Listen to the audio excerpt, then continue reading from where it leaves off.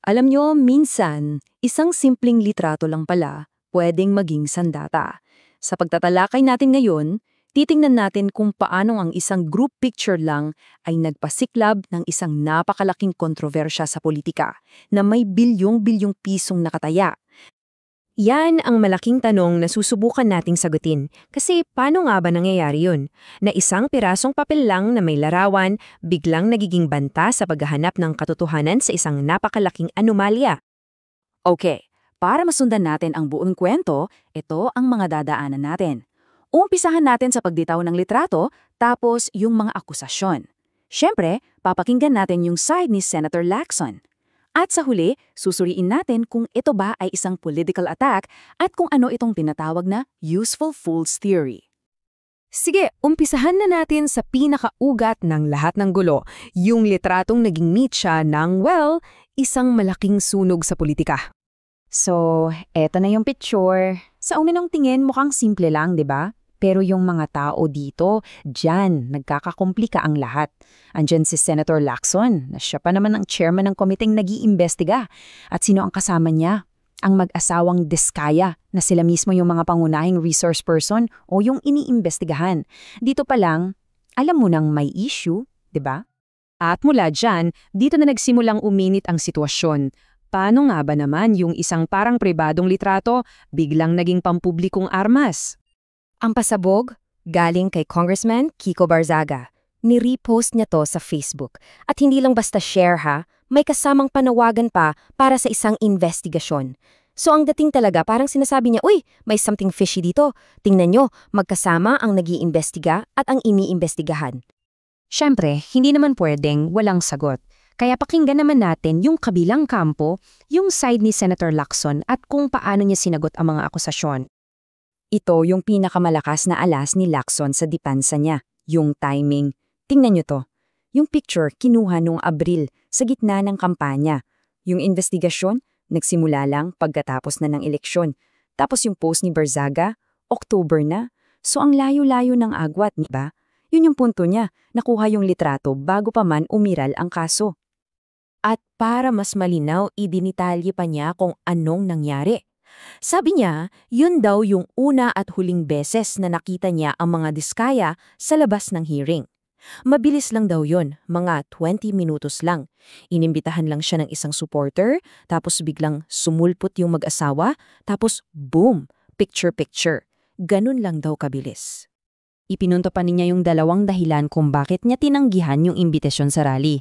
Una, respeto sa kaibigan niyang si Tito Soto. At pangalawa, para mapanatili ang kanyang neutralidad bilang politiko. So may basehan daw ang pag-iwas niya. At dito, maririnig mo talaga yung gigil at pagkadismaya ni Senator Lacson. Sabi niya, at ito, quote ha, "Kayakap ko ba si Mrs. Diskaya? Close ba kami? Magkalayo pa nga kami sa picture." Doon mo makikita yung malis. Parang sinasabi niya, tingnan niya lang yung litrato, yung body language. Halata namang may mali siya sa pag-i-interpret nito.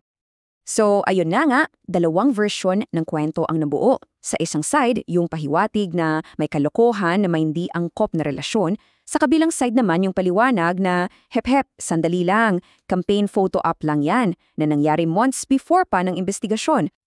Okay, so dito na natin titingnan yung mas malalim na anggulo. Kasi baka hindi lang ito simpleng personal na atake, di ba? Ano kaya yung mas malaking laro sa likod nito? Para kay Lacson, malinaw ang sagot. Ang teorya niya, hindi siya yung tunay na target. Ang gusto talagang sirain dito ay yung buong investigasyon. Kasi pag nasira ang kredibilidad ng komite, paano na yung pag-usig sa bilyon-bilyon pisong scam? Yun daw ang endgame. And this is where it gets really interesting. Dito papasok yung tinatawag na useful fool theory. Kasi kinwestiyon ni Lacson hindi lang kung sino ang nasa likod ng atake, kundi pati na rin ang motibo ng mismong nag-post. Nagtapon ng tanong si Lacson na simple lang pero malaman, paano nakuha ni Kiko Barzaga ang litrato? Kasi kung iisipin mo, hindi naman yan basta-basta lumulutang online, di ba? So ang pahiwatig niya, may nagbigay, may nag-utos, hindi si Barzaga ang mastermind. Para maintindihan natin yung teorya, heto yung definition ng useful fool. Sa mundo ng politika, ito yung tao na ginagamit para sa propaganda pero hindi niya talaga alam yung buong picture.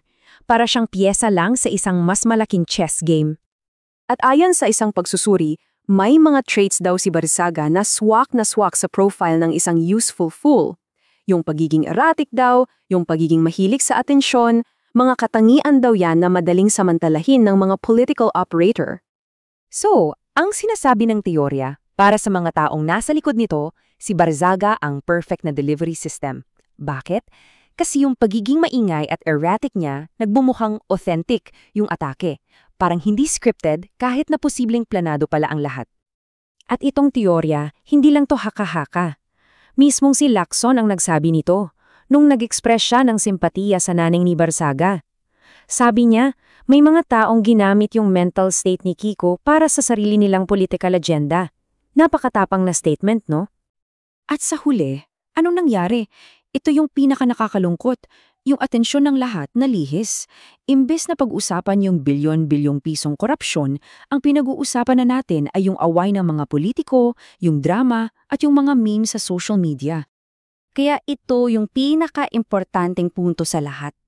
Nakita natin kung paanong ang isang gawa-gawang kontrobersya ay pwedeng maging isang smokescreen, isang harang, para di natin makita yung mas malaking issue at mahadlangan yung paghahanap ng hustisya. Kaya iiwan ko sa inyo itong tanong na to, kapag ang politika ay naging parang palabas na lang, sino ba talaga ang nagbabayad ng presyo para sa katotohanan? Kasi sa huli, baka hindi ang mga politiko ang talo dito, kundi tayong lahat na naghahanap ng totoo.